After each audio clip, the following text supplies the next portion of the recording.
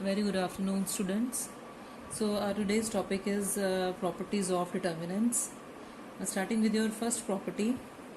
According to your first property, value of a determinant it remains unchanged if the rows and columns are interchanged.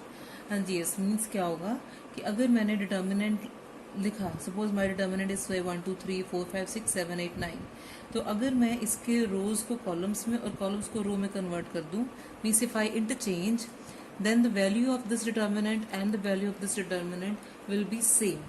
ठीक है. So from this we can conclude कि अगर मेरे पास ये A है और ये क्या हो जाएगा, ये A transpose, that means determinant of A and determinant of A transpose they both are same. ठीक है. This is your property number 1. Next is your property number 2. According to that, if any two rows or column of a determinant are interchanged, ठीक है, if any two rows or columns of a determinant are interchanged then the sign of the determinant changes. मतलब क्या हो गया, suppose बेटा मेरे पास एक determinant दिया हुआ है जिसमें मैंने पहले लिया 1 2 3 4 5 6 7 8 9. अगर मैं इसमें बेटा फर्स्ट रो और सेकेंड रो को इंटरचेंज कर दूँ, ठीक है, तो अगर मैंने ये दोनों रोज चेंज की तो क्या होगा, डिटर्मिनेंट की वैल्यू तो सेम होगी लेकिन जो साइन होगा वो नेगेटिव हो जाएगा.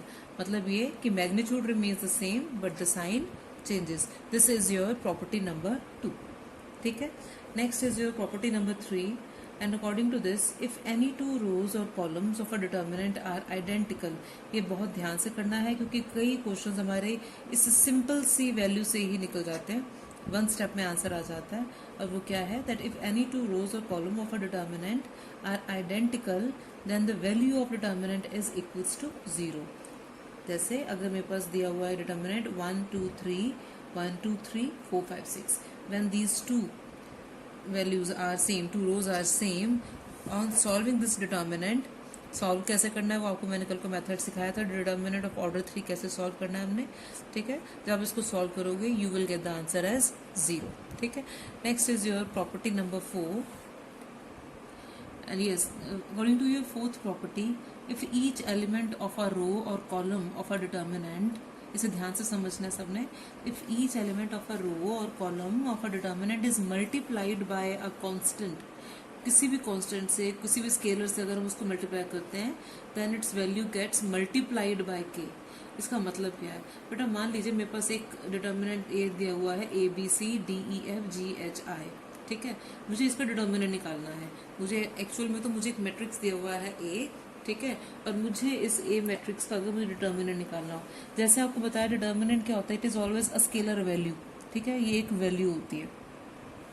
ठीक है. अगर मैं इसी चीज को मैट्रिसेस से कर रही होती, मतलब क्या हुआ, अगर मैं कह देती that multiply this matrix A by K, तो इसका मतलब क्या होता है, it means that each element of this matrix A is multiplied by K. ठीक है. मगर डिटर्मिनेंट में क्या है, डिटर्मिनेंट में अगर मैंने बोला मल्टीप्लाई बाय के, तो इसका मतलब है कि वो किसी एक रो या किसी एक कॉलम से के की मल्टीप्लिकेशन होगी, वो सभी रोज या सभी कॉलम से उसकी मल्टीप्लिकेशन नहीं होती. ठीक है. मतलब ये कि के टाइम्स अगर मैं R1 लिख दूं, ठीक है, if I say K times of R1 then it becomes KA KB KC DEFGHI. तो मेरा डिटर्मिनेंट क्या बन जाएगा, it will be k times the determinant of A.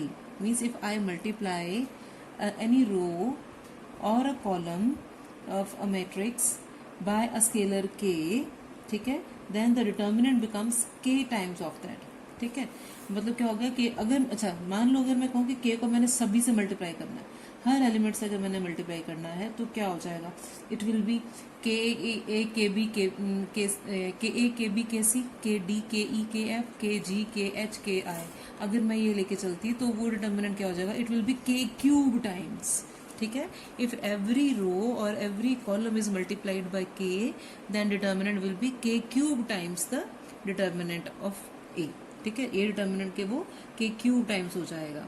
ये आपने ध्यान रखना है. ठीक है. सो अगर सपोज कीजिए मेरे पास मैंने लिखा था KA, तो वो क्या बन गया, it is K times ABCDEFGHI.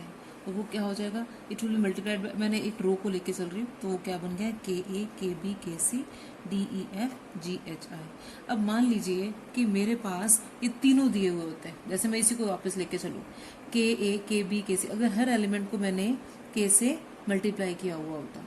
अब अगर मैं रो में से एक K कॉमन कर रही हूँ तो बाहर एक K आएगा, सेकंड रो में से एक K बाहर ले रही हूँ तो एक और K बाहर आएगा, और थर्ड रो में से भी अगर मैं एक K कॉमन ले रही हूँ तो एक और K बाहर आएगा। तो क्या बन गया वो K into K into K, that becomes K cube times ABCD।